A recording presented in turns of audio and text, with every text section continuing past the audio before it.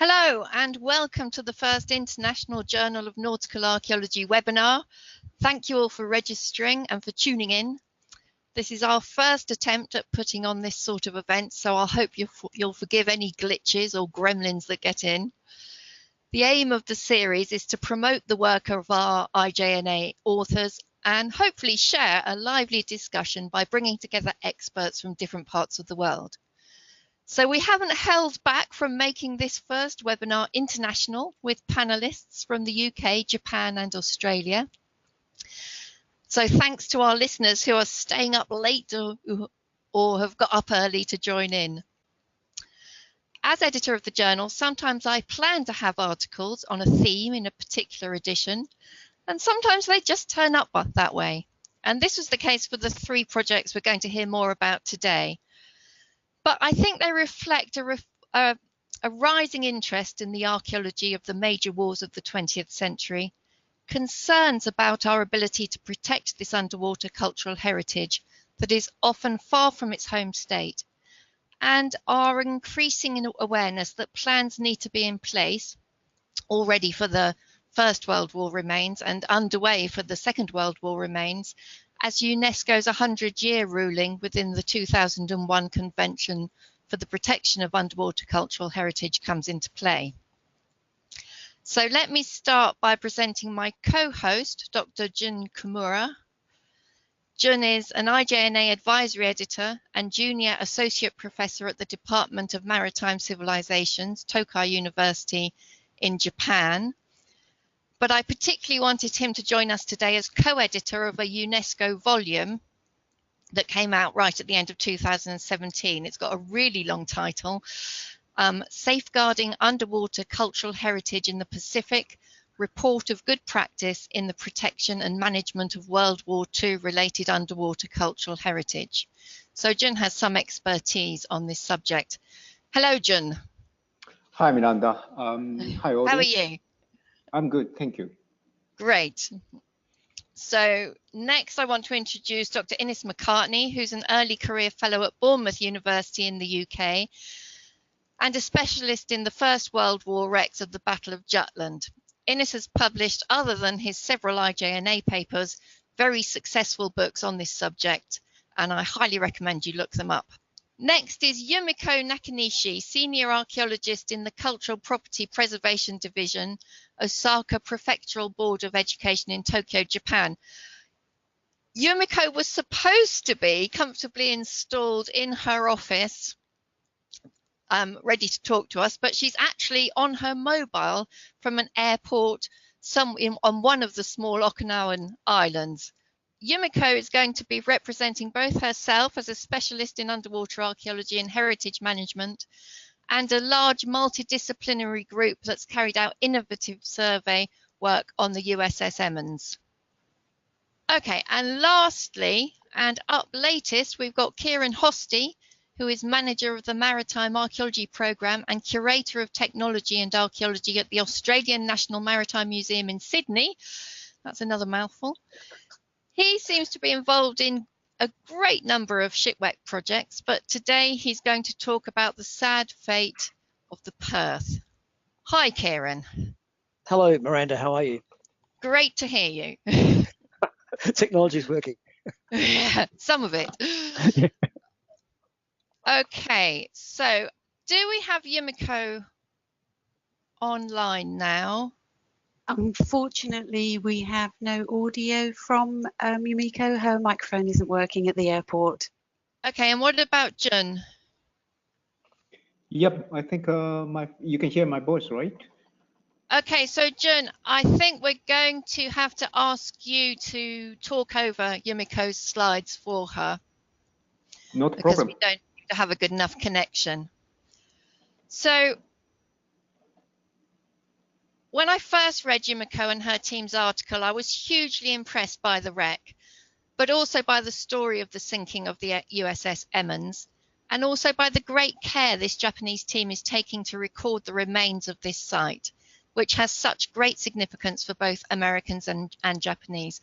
And they're really thinking through how this multivocal heritage can be protected and managed. So over to Jun, who's replacing Yumiko. Okay. Hello, audience, and thank you for joining us this morning, and here it's evening, actually. Okay, so first of all, this work has been surveyed by a multidisciplinary team from a variety of institutes, and I think it's a model of collaboration between archaeologists and some surveyors using multi-beam sonar techniques. So you can now see the historical background of USS Emmons. It was built in Perth in Maine and launched in 1941. And in April 1945, the ship was engaged in radar picket duty along with USS Rodman. The ship was the target of a massive kamikaze attacks. And I presume that the audience know about what the kamikaze attack. It's a suicide attack adopted very much during the end of World War II by the Japanese imperial forces. And during this kamikaze attack, Emmons shot down six planes, was hit by 5 airplanes, and further 4 crashed into the sea around it. The ship was badly damaged and steering disabled. As a result of the damage to the stern, as wounded were being transferred. Further explosion occurred in the handling room of Gun 2. And the decision was taken to abandon the USS Emmons, which was finally sunken by USS Richardson the following morning to prevent it being captured. The site was refound due to the oil on the surface by a local fisherman living in Okinawa in 2000 and identified as Emmons in 2001. So relatively in the recent period, the USS Emmons was identified actually US military sunken craft. So you can see the location of the site and I think we need the next slide. Okay, just next slide, please.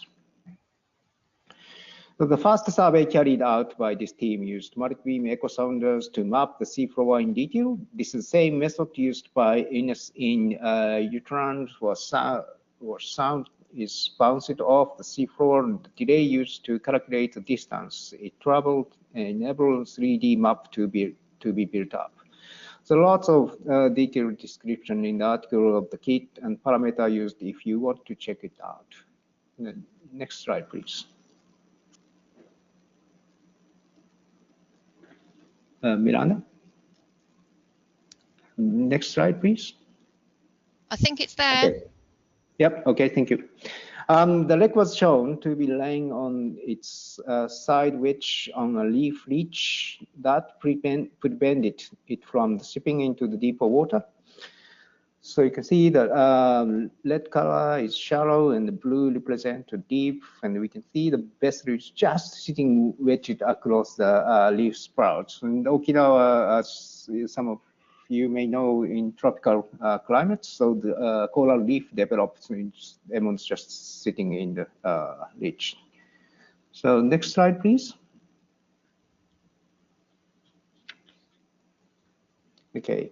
In recent years, archaeologists have increasingly used drone photogrammetry to create 3D models on dry land. So this technique can also be used underwater using remotely operated vehicles and to collect the images.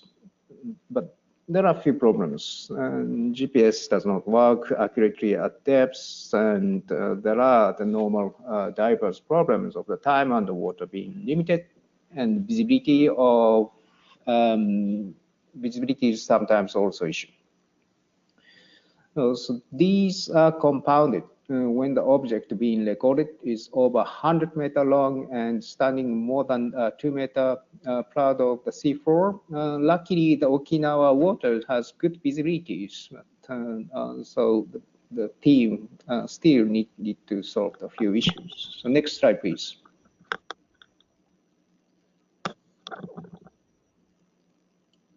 Okay. This project has combined fixed point locate from the very high resolution bathymetric survey to be able to tie in the photogrammetric survey, which allows the wreck to be recorded with close to 5-meter accuracy. Again, a more detailed explanation of this innovative techniques is given in the articles. So next slide, please. The combined survey allowed the present condition of the ship to be fully assessed, forming a baseline for further monitoring, along with gaining understanding of the site formation process. That is the way in which the natural elements and the wreck itself have combined to create the site we see today, including skulls and coral growth and some sedimentation. Next slide, please. Yep. Okay. What we can see quite clear is a large hole toward the bow on the port side. The bridge had been crushed and now sits 6 meters from the rest of the ship. While the stern and the ladder have become detached and found upturned 16 meters away, and these are clear indication of the damage suffered under the kamikaze attack.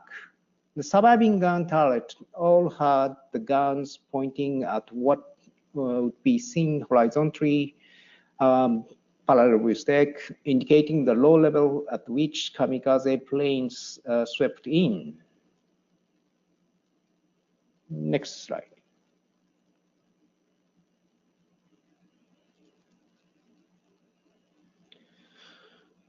There's an active association of USS Emmons, veterans and their families, with a great oral history archive of crew members' memories of life on the ship, some of whom make an annual commemorative dive on the site for the 60 crew who died. The story of this battle is also told by the remains of planes found scattered on the seafloor. Hence, this site is a vivid reminder of the victims of war on both sides. Next slide. The last slide. So conclusion. The project used the innovative combination of multi-beam echo sounding and structure from the motion photogrammetry techniques to create a detailed, geographically very accurate model of the present condition of the wreck site. This model has been collaborated archive report of attack with material evidence and will act as a baseline for future monitoring. As World War II remains will be considered under the UNESCO 2001 Convention from 2045, this project is a model and case study for a proper management of these wrecks. So, thank you for listening. Thank you, Jun. That was great, and thank you for stepping in at the last minute to replace Yumiko. My pleasure. So we're going to go back in time next to the First World War, and we're going to ask Innes McCartney to talk about his project on the Battle of Jutland wrecks. Innes, over to you. Hello, everybody. Just waiting for the first slide to come up. There it is.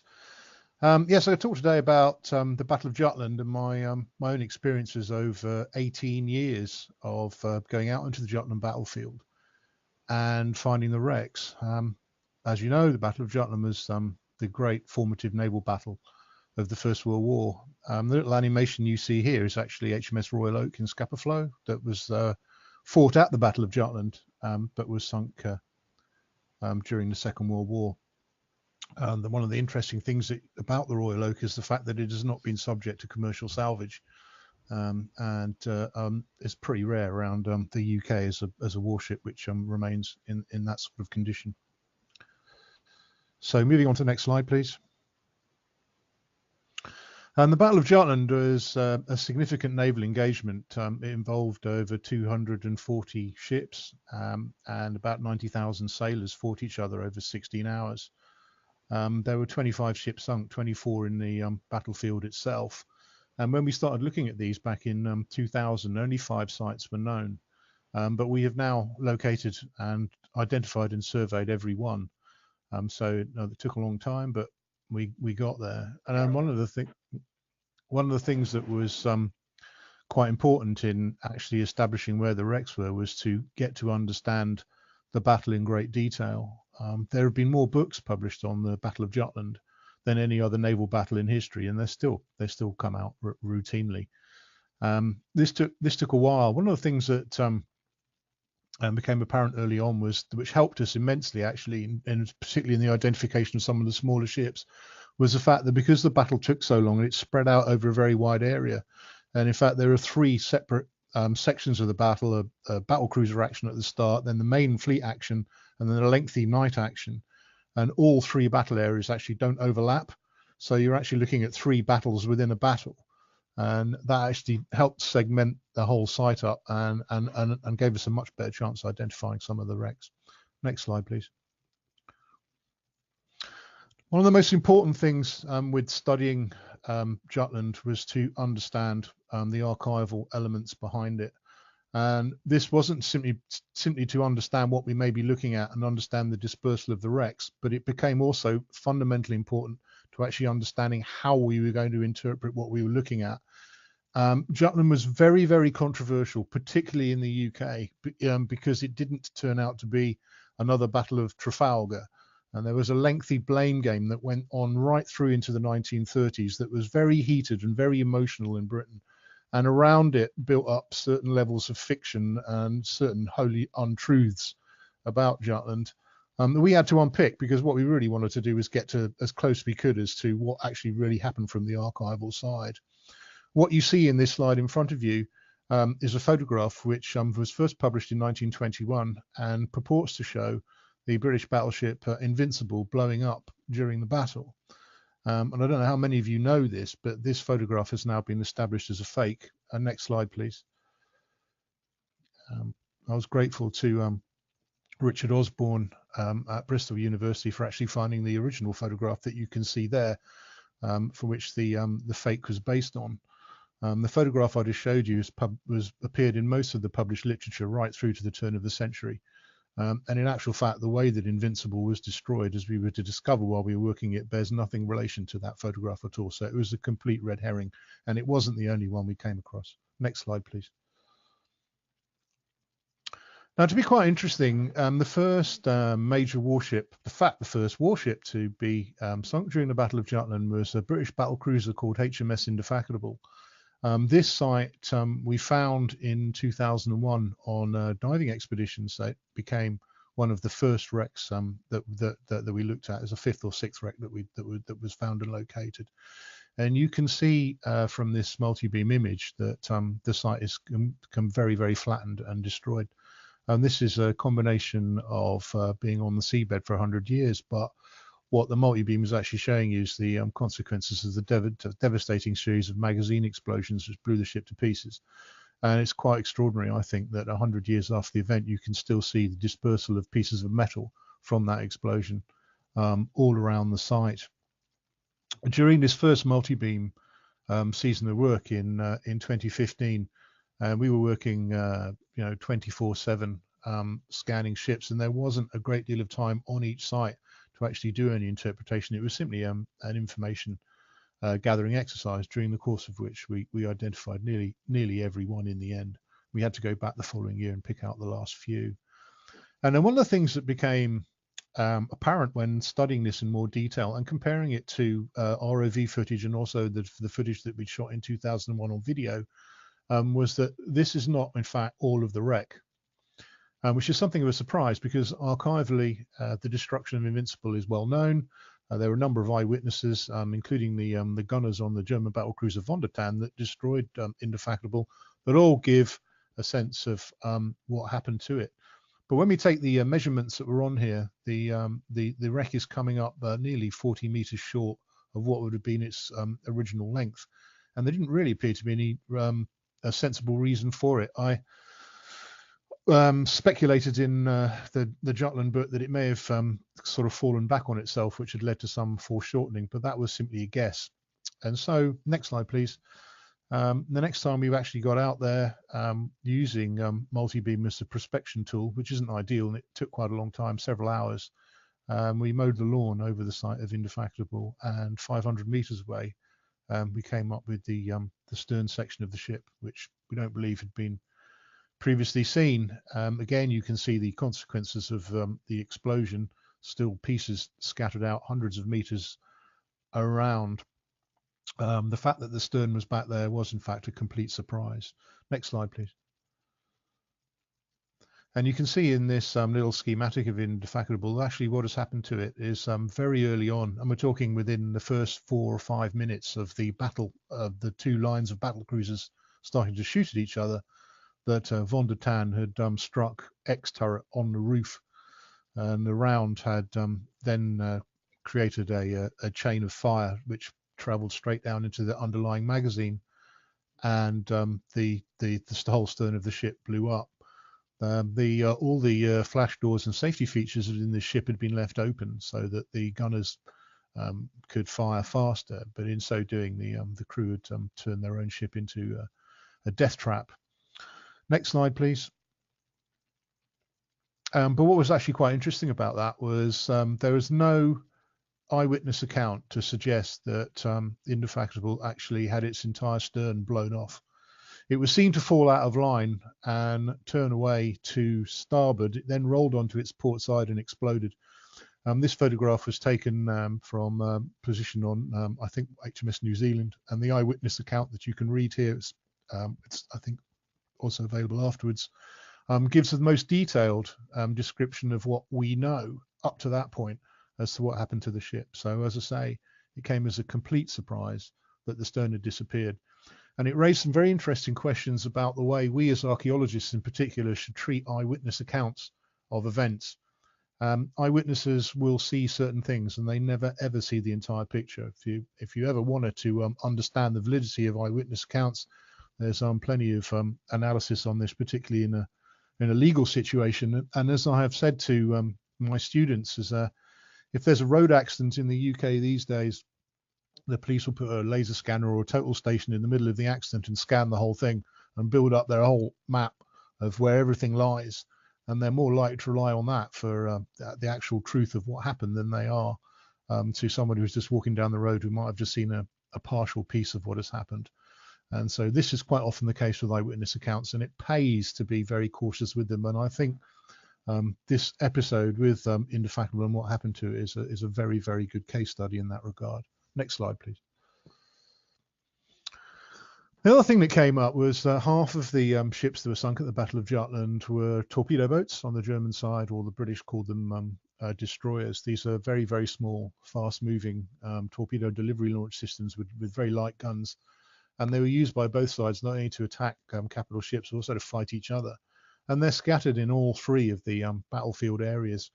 Their remains, because of the way they're built and because of the dynamic marine environment in the North Sea, means that they are now quite broken down.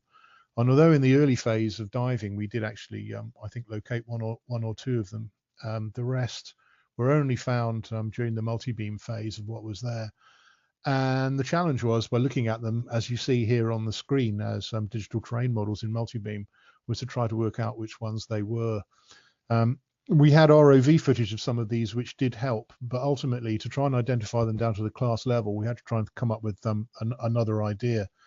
And I don't think anybody had ever really tried to do this before. So the idea was to try and build some form of typology using the builder's plans that survived. Next slide, please. Next, yeah. And this is what we did. This was done in the day before all these lovely plans had been digitized. So they arrived here back at my house on these big rolls of paper. We jerry-rigged a gantry camera and clicked them and made up little digital representations of what the holds and the distribution of the heavy machinery was within them. And you can see that the destroyers that were sunk at Jutland are broken down into 6 classes. And by using the overlays, next slide, we were able to find with the digital terrain model that this helped actually identify each wreck down to its class, and then in combination with archive and with what we now know to be the most accurate maps of the battle and the ROV footage that we had, we were able to identify each of the destroyers. And this was a major breakthrough and something that I really did not anticipate we would ever be able to do. But it's with the good graces of working with the Sea War Museum Jutland, with Gert Norman Anderson, that we were able to do this multi-beam work, which ultimately led to the discovery of all of the ships at Jutland. Next slide, please.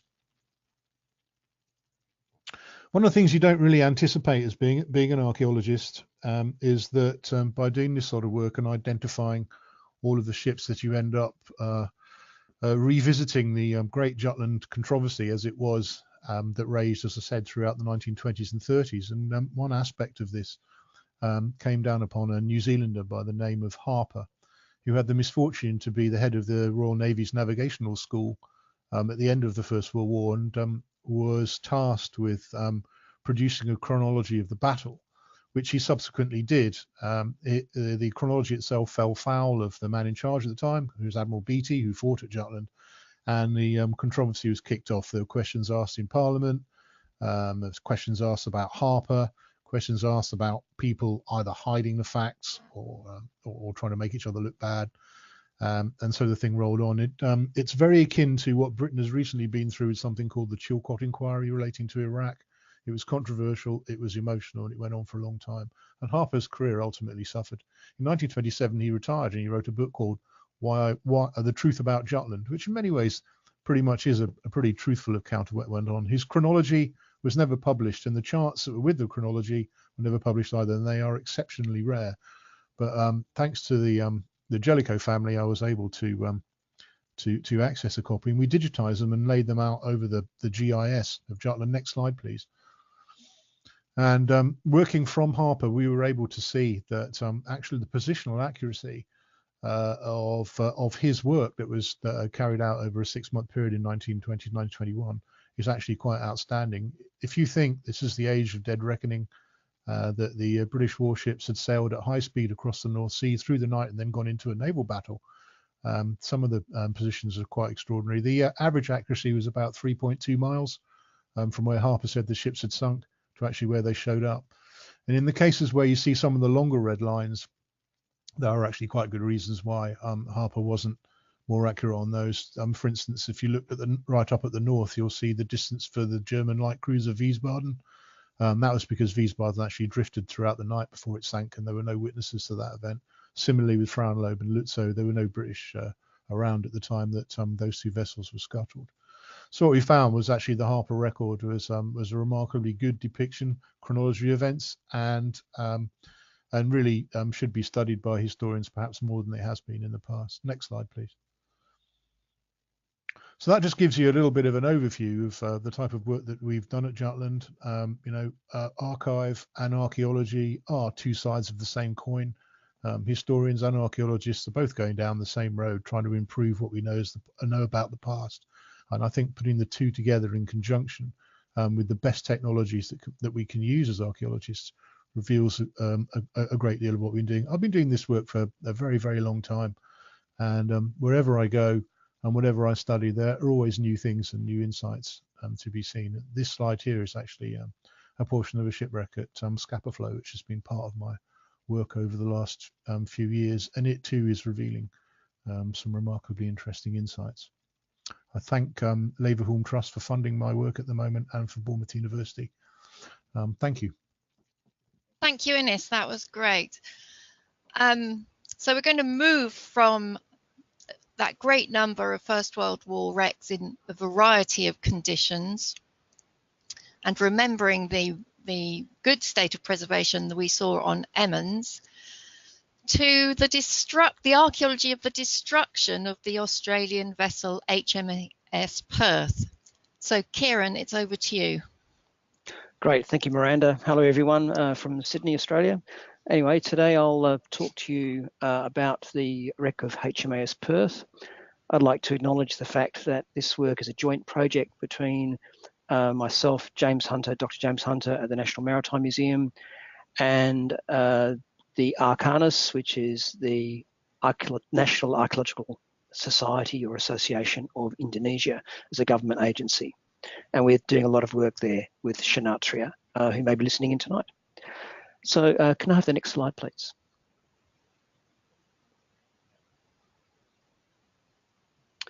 Okay, following the end of the First World War, Australia realised that it was a long way from anywhere, and that its neighbours around it were actually building up significant naval forces, in particular Japan, but also Italy and Germany were also increasing the size of their fleets. And this is despite a number of sort of treaties that were theoretically limiting the sizes. Australia was very concerned about its long sea lanes, particularly to England, but also to other parts of the Commonwealth. And on the advice of Britain, it decided to increase the number of large naval vessels in its small navy, and it actually purchased from England 3 light cruisers, which were renamed. They're actually, at the time, they had British names, but when Australia bought them, they were renamed HMAS Perth, HMAS Sydney, and HMAS Hobart. Interestingly, both HMAS Perth and HMAS Sydney sank during the Second World War, and both of them have become subject of fairly intensive archaeological work. I won't bore you with reading the details of HMAS Perth, but basically it was a modified Leander light class cruiser, around about 170 metres long. Could I have the next slide, please?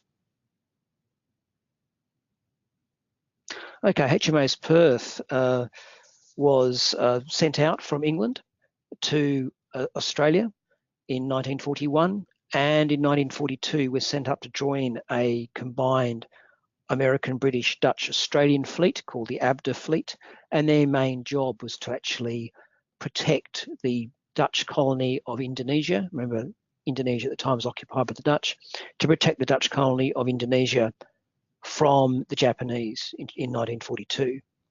The ABDA fleet engaged in a very large Japanese transport fleet comprising heavy cruisers, light cruisers, destroyers and transports, and a number of the ABDA fleet were sunk.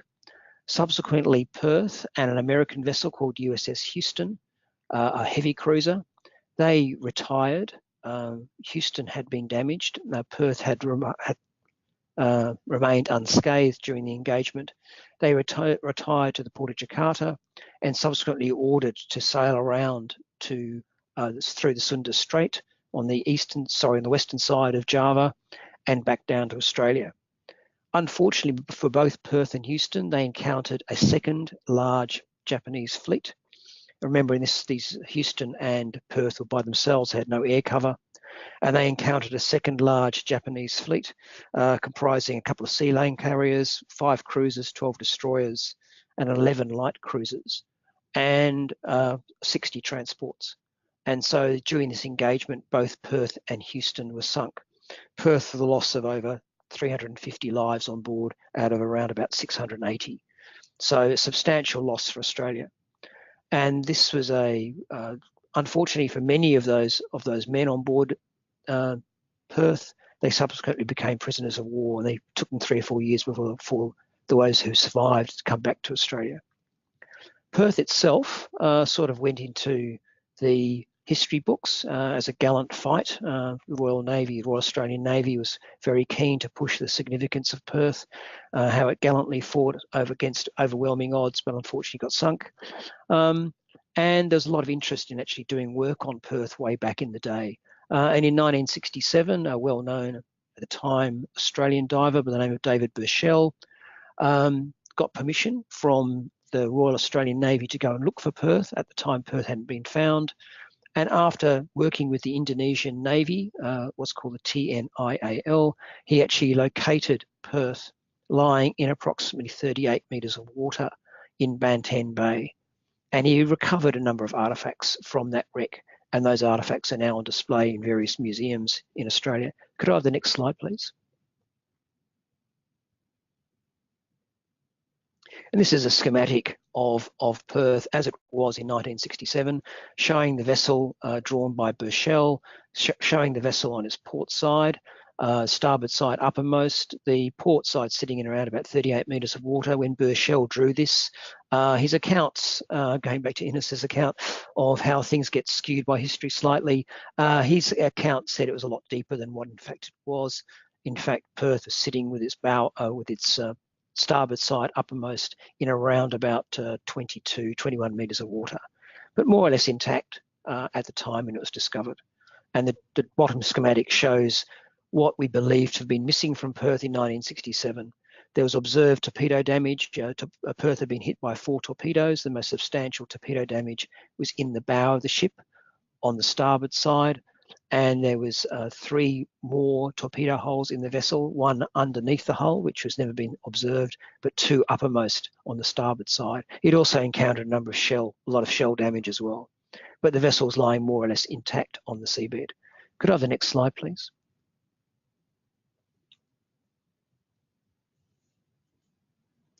Thank you. So a number of relics were recovered from Perth, including the 2 ship's bells. One of them is currently in the collection of the Australian War Memorial in Canberra, and the other one is in the Perth Town Hall. Perth was named after a city in Western Australia. And at the time, there was some interest in Japanese salvors working on the site in 1967, 1970, but because of the great historical significance, the great emotional significance of Perth, the plans by the Japanese government to actually carry out any salvage work on Perth in the late 60s, early 70s wasn't allowed. Could I have the next slide, please?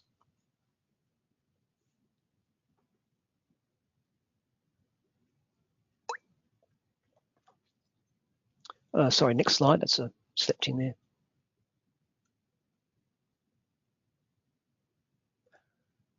Okay.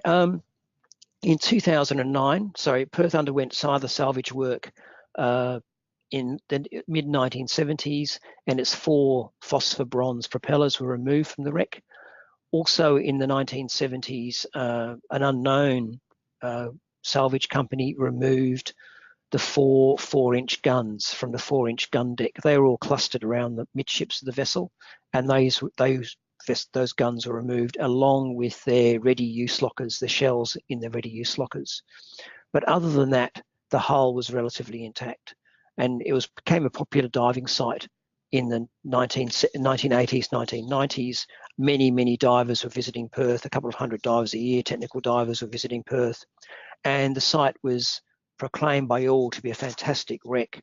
When you start talking to these divers, they say that the gun turrets were still intact, that the barrel of X turret, for instance, was still pointing up towards the surface. The barrels of A turret were still pointing towards Sunda Strait. Everything else was relatively intact. There were obvious shells on the site. There was some artifact material associated with the crew on board the site. Talking to the divers, they hadn't seen any human remains on the site, but we do know that human remains were contained in Perth at the time because the hull was very, very intact in 2009. All the substantial bulkheads were still there, all the decks were still there, the superstructure was still there, and all 4 major gun turrets were still there. Could I have the next slide, please?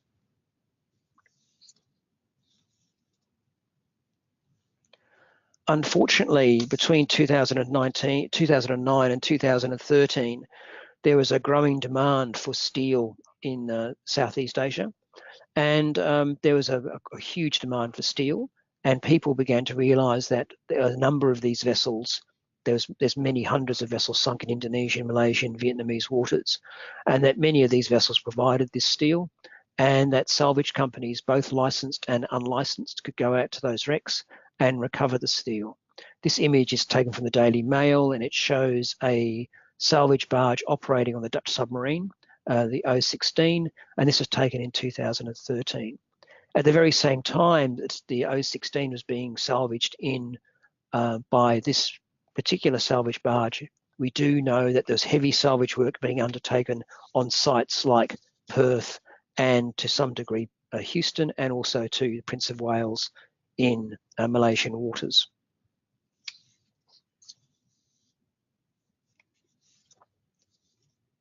Could I have the next slide, please?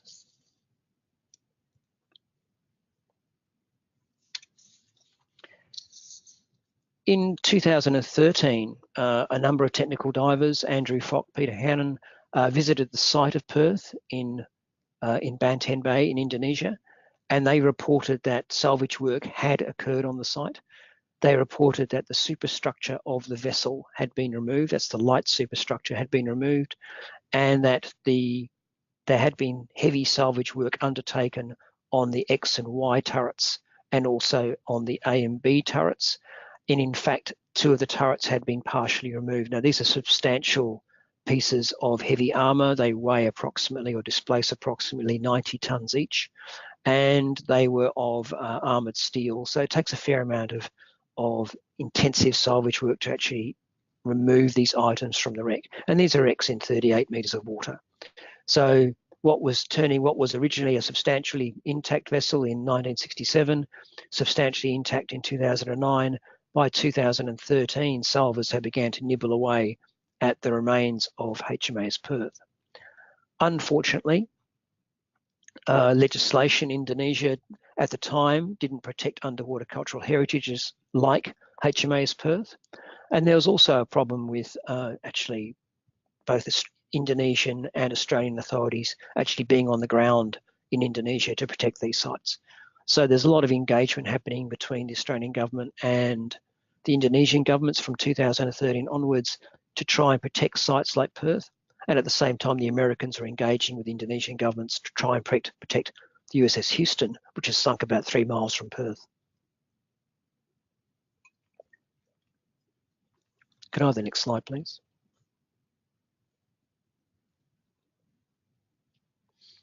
In 2014, there was an archaeological survey carried out, pardon me, on the site of HMAS Perth by an organisation called Archaeology.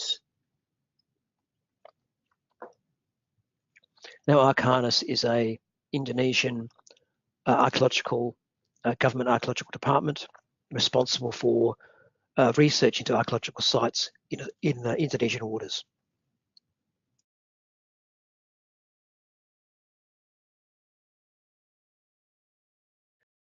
This survey, this information here, one of the images there is a side scan sonar image of Perth as shown in 2014.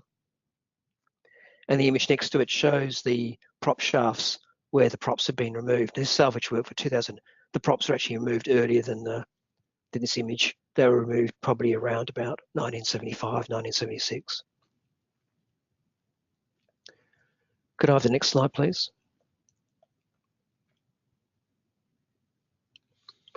However, in 2015, after that inspection had taken place, when Archaeology had inspected the hull in 2014, the hull was still intact, and the only damage had been done, substantial damage had been done to the 2 main turrets in the bow.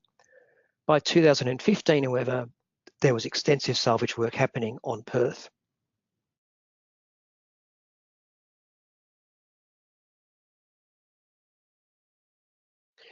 This image here shows a salvage barge which was apprehended on Perth by the Indonesian Navy, TNIAL Navy, the Indonesian Navy, in 2015, and it contained substantial amount of salvage material. We do know that this operation was partly sanctioned by the Indonesian government at the time. These salvagers had been given permission to remove shipwrecks from the seaways around Banten Bay, and it was just one of those oversight things which occurred, which meant that salvage work was carried out on Perth. USS Houston wasn't touched during the salvage operation as far as we are aware, but certainly there's heavy salvage work carried out on Perth. Can I have the next slide, please?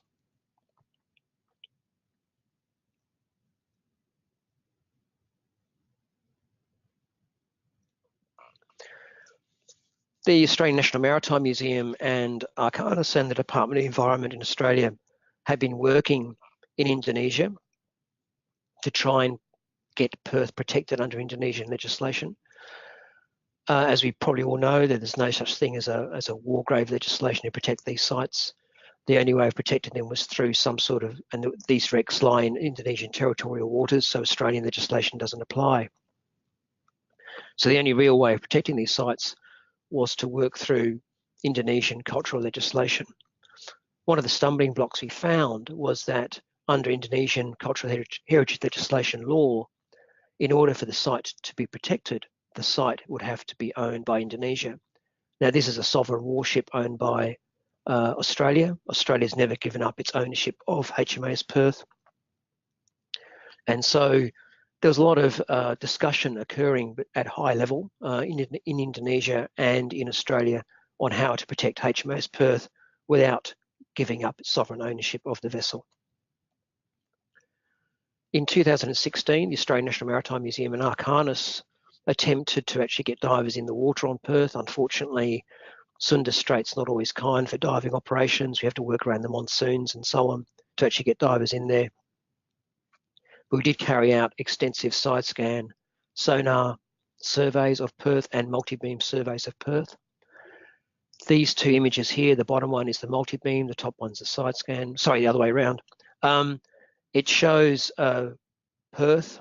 When we began to analyse this information, we began to analyse the hull remains. We realised, in fact, that a substantial section of Perth was missing. We believed around about 40 metres of the hull had disappeared, as in totally disappeared, from the stern of the ship. And the side scan operation revealed that what was originally an intact hull had been partly pulled apart through the salvage operation. The multi-beam survey indicated even further damage. In the multi-beam image, you show a great big tear in the hull of the ship on the starboard side. Could I have the next slide, please?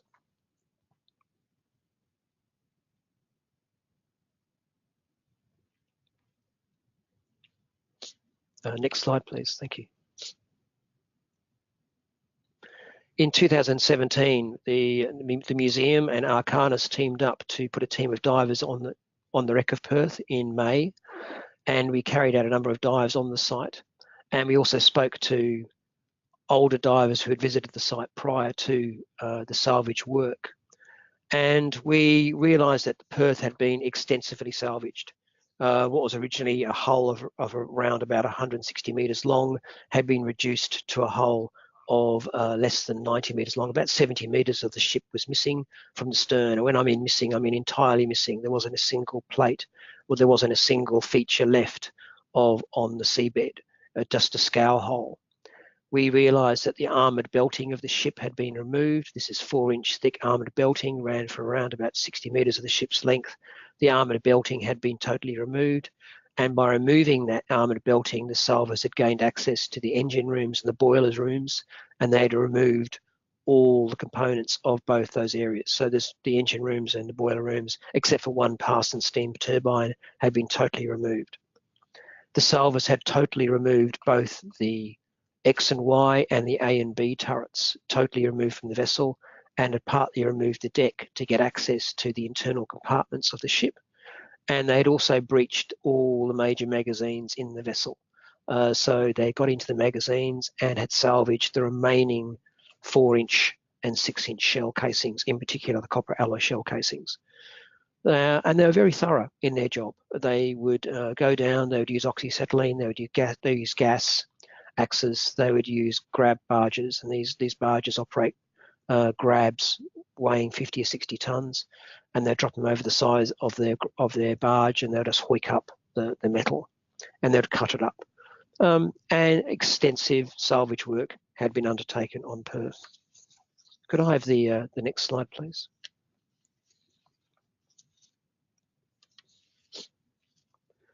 This is a slide showing where the magazines have been breached and where we have 4-inch and 6-inch shell casings and shells lying on the seabed.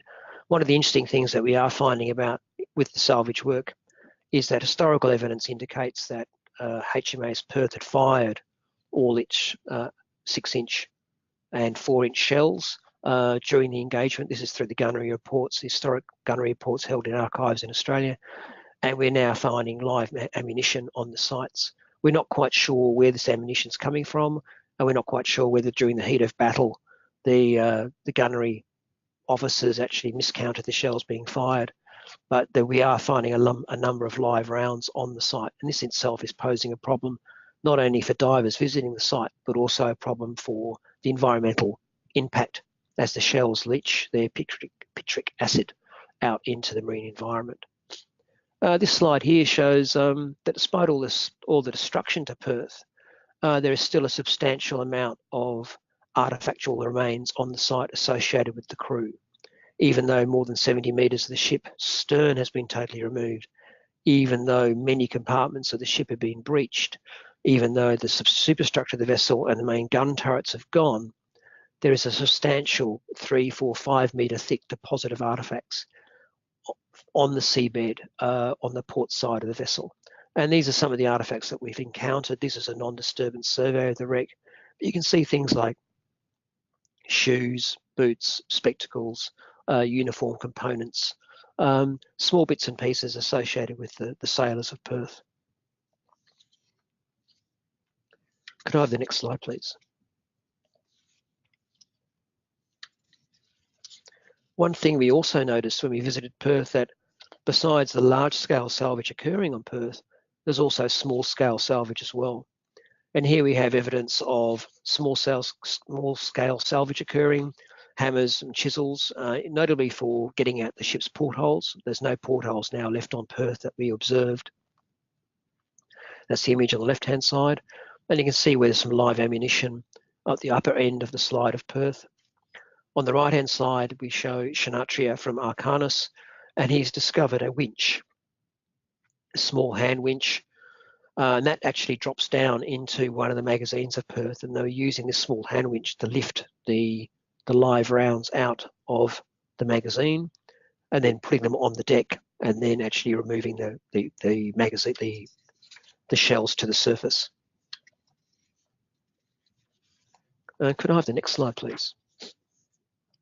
And this is probably the most sort of devastating schematic of Perth. The top one is Perth in 1967, based on the accounts of Burchell and later divers who visited the site in the 60s and 70s. And the below schematic shows what we believe to be left of Perth in 2017. As you can see, the stern of the vessel is totally gone. There's no indication of Perth at all. On the stern, the bow of the ship is still intact to some degree. There is a substantial hole just after the bow where the torpedo struck it. And then we go into the engine compartments and so on.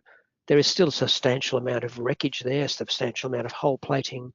There is some internal bulkheads and so on, internal partitions in that bow section and in the stern, in the midship section. But as you can see, more than a third, probably even 2/3 of the vessel has actually been taken by commercial salvage. Could I have the next slide, please? So what to do with Perth? Perth was proving a real quandary. Indonesia's got many significant issues, and protecting the remains of in many ways, what's seen as a colonial vessel, a vessel protecting the colonial power of Holland, created a number of social and cultural issues besides the conservation one as well. We have to remember, when you talk about protecting colonial vessels in Indonesia, vessels like Perth, vessels like Houston, the Dutch vessels and the British vessels, that the Indonesian authorities are somewhat ambivalent towards it. They realise there's a problem going on, but they realise they have their own cultural heritage to look after. They are under-resourced. They have a number of other problems to worry about. The area where we're working in Banten Bay was just recently struck by a tsunami. It's ongoing eruptions. Krakatoa, the son of Krakatoa, is only 20 nautical miles away from the site of Perth. There's a number of issues happening there, and Perth was put very much on the back burner of how to protect Perth. There's also the issue of how do you protect a sovereign warship in someone else's waters. And eventually, we came to the conclusion that the only real way of protecting the wreck was not to actually declare it a cultural heritage site, but actually to protect it for its natural values. So in fact, we've managed to protect Perth now. It's got a 1 kilometre square buffer zone around HMAS Perth, and it is protected as a marine conservation area under both national and local legislation. The wreck was declared a marine conservation area in March last year on the 75th anniversary of the wrecking of Perth, and is the very first marine conservation area to be declared in Indonesian waters. Okay, thank you all for listening, and back to Miranda. Thank you, Kieran. I think the work you've done using archive divers' photos and videos shows the potential of these resources, and it's great that you've been able to bring the plight of this ship to wider public attention and find by one way or another protect to some extent what's left. Okay, we're going to move on to some questions, and we're going to go straight to questions from the audience because we really are running out of time. And to give Kieran a chance to rest his voice a little bit, I think we'll go to some questions to Innes. So let's start with, I've got a question from Michael Rowley, who says he's been told that UK warships of the First World War era had no interlocking blast door mechanisms which allowed them to all be open. In contrast, German warships had interlocking blast doors that only allowed one to be open at a time. Innes, do you have any information on this precise question?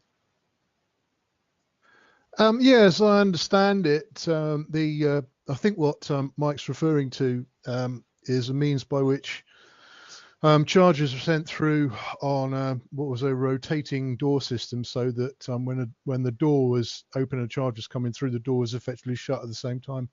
My understanding of this is that these systems came into place in the Grand Fleet across quite a long period of time, and some of the vessels at Jutland would have been fitted at it, and some were not fitted until afterwards. But it isn't. It's a bit of a red herring, really, because the work that was done after the battle to try and understand why there were turret explosions at Jutland, the Directorate of Naval Construction satisfactorily proved that the flash safety systems that they actually had in all of the ships that were present at Jutland were perfectly fine for their job if they'd been used correctly. Okay, thank you.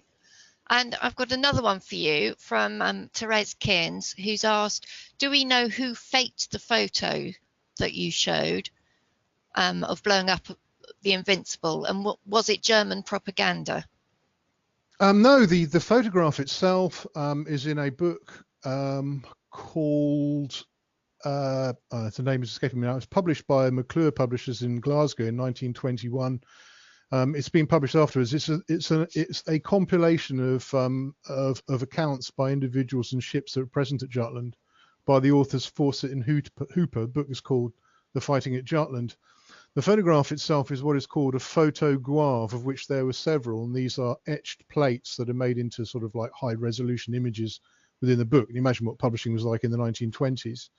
And it was obviously during that process that, to somewhat embellish the photographic record, that a decision must have been taken either by the publishers or by the people who are doing it to add that over the top.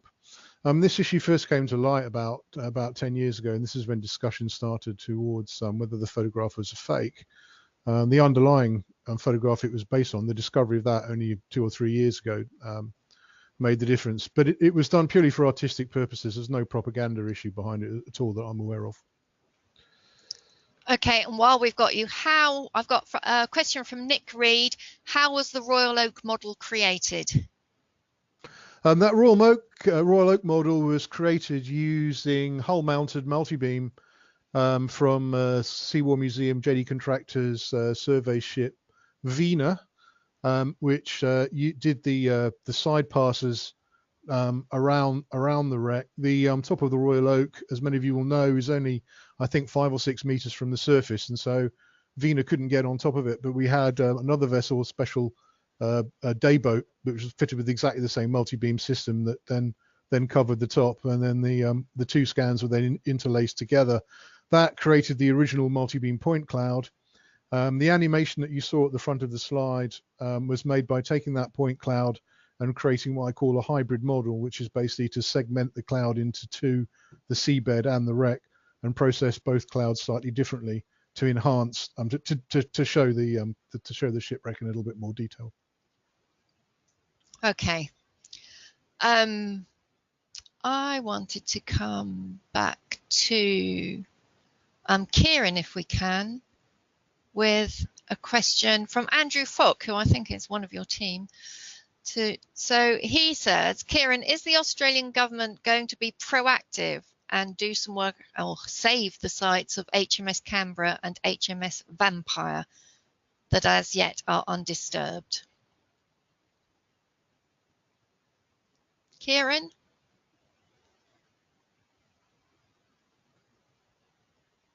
Oh, that's not much good, because Kieran seems to really have lost his voice and disappeared. So I'm going to move on. Kieran, to you're just muted at the moment, Kieran. If you could just unmute yourself.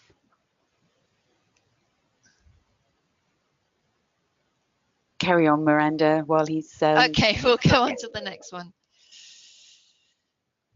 So I've got a question from, I hope I get the pronunciation of this name right, Olvind Odegaard, who says, to the panel, how can we best monitor deterioration of huge metal wrecks? Not only salvage, but also the natural deterioration that's going on. So shall we start with,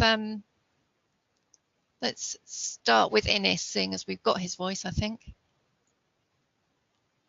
Yeah, well, that's a good question. Obviously, if you look at the wrecks of the Battle of Jutland, they're in the middle of the North Sea, and the opportunity to go and look at them is extremely rare. I mean, for many of them, discovery wasn't just the beginning, it was the middle and the end as well, and they'll probably never be surveyed again. But I think there's definitely a case to be made for looking at some extant iron warships and routinely studying them to make an assessment of how they are deteriorating. But as far as I'm aware, there isn't a program, certainly in the UK, that is routinely doing this, and it's definitely an opportunity for an agency or an organisation to carry out that sort of work. I think that's definitely what the Japanese team we had on earlier are planning to do, is to have very regular scans made of the USS Emmons to see how it's changing over time from the natural events that affect it. Kieran, do you have anything to come back on that? I'd like to respond to Andrew's comment about Canberra. Okay. I am unsure of what's happening at the moment on Canberra. I do know that the government, the Australian government, Department of Foreign Affairs and Trade, are very keen to actually interpret what happened to Perth. Are very keen to continue capacity building in Indonesia, and the Arcanis, the Indonesian Archaeological Department, and the National Maritime Museum have recently been given a large grant from the Department of Foreign Affairs and Trade to actually establish some sort of interpretation for Perth, probably in the Banten region, and also to employ someone in Indonesia to carry out work in capacity building and educational programs. So we have funding for around about 6 months for that work to go ahead, and also to do some sort of interpretation centre in Banten Bay.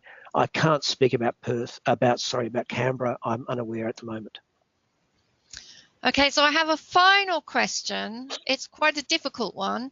It comes from, and I'm going to get the name wrong, but Jan Cheng Michael, who says, having seen certainly Kieran's talk, and I know that Innes has concerns for the Jutland wrecks as well,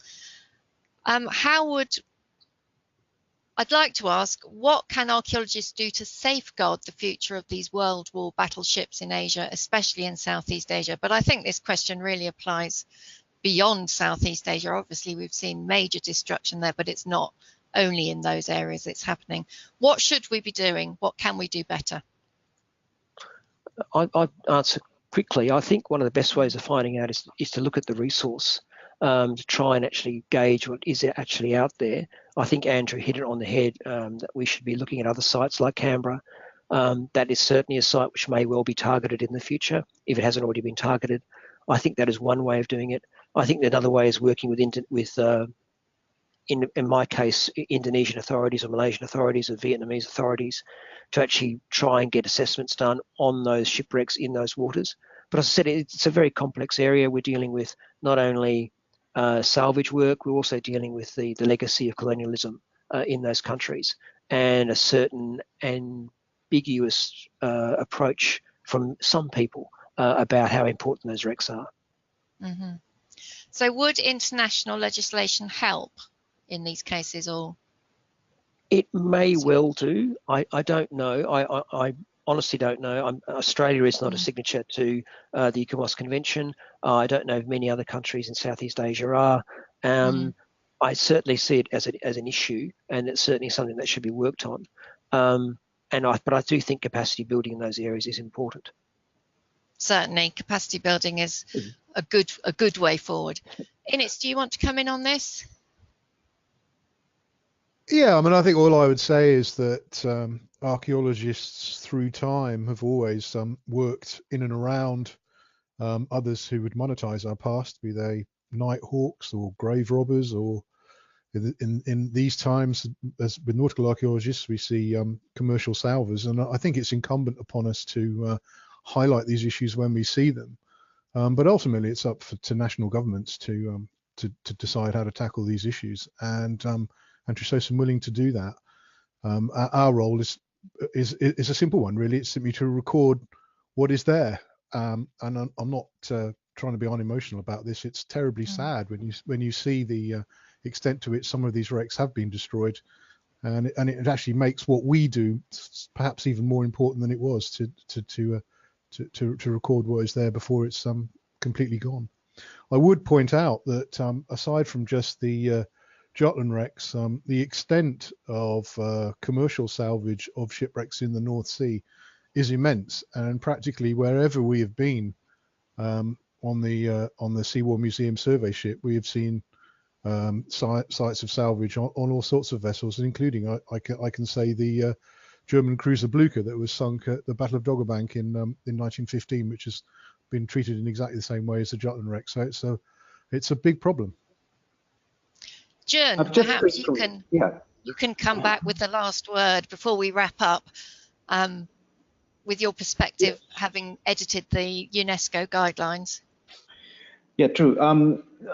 For audience and for the researchers, there are available resources online in the UNESCO Digital Library about underwater cultural heritage from World War I. I believe Innes was involved on publishing this, the guidelines and the manual for the teachers. Some of the guidebooks are UNESCO online sources, which give the idea of the protection of the World War remains and why it's valuable for human histories. I think such materials haven't been produced for World War II materials yet, but researchers in Asia Pacific and in other areas may need to work on similar framework to protect underwater cultural heritage from World War II effectively. And Kieran, I agree totally with you. You worked with local government and some difficulties, but the human capacity building is one way to solve the issues. I know some Indian colleagues whom I know have done a couple of trainings and tried to improve the situation in the country. So it's some ships sunk in different countries. We need to collaborate with local stakeholders. We have to keep on effort and such. Thank you. Absolutely. So I'm afraid it's time to wrap up. Thank you all for joining in with your questions. Many thanks to our panel, Dr. Innes McCartney. I'm afraid Yumiko couldn't be here, but Jun Kimura stepped in, and Kieran Hosty. If you haven't read their articles, they are available now, open access through the Wiley IJNA website. Do go and check them out and check out the journal. I hope you find many other articles to interest you. Some of them are free to download and read, and for others you need a subscription. And the very best way to get a subscription is by joining the Nautical Archaeology Society. Thank you to Mark and Therese in the Nautical Archaeology Society office for setting this up, doing a great job on the social media, so we were fully booked up. And thanks to the Honor Frost Foundation, which is sponsoring our webinar series. And I saw there was a note from Toby Firth reminding us that on the Honor Frost Foundation website, honorfrostfoundation.org, there's other guidelines and management conservation resources that you might like to look up. So I hope you've all enjoyed the webinar. Keep a lookout for the next one. Hopefully it will be in April. Thank you very much. Thank you very much, Miranda, and my thanks also for everyone attending today's webinar. Once you leave the webinar, you will receive a survey on the presentation. It's just a couple of really quick questions, so we would be grateful if you could keep your browser window open and complete that and provide your feedback for us. You will also receive a follow-up email within 24 to 48 hours, which will include a link to view a recording of today's webinar. The NAS will also be uploading the recording to their YouTube channel. On behalf of the Nautical Archaeology Society and our presenters, thank you so much for joining us, and please do enjoy the rest of your day. Goodbye.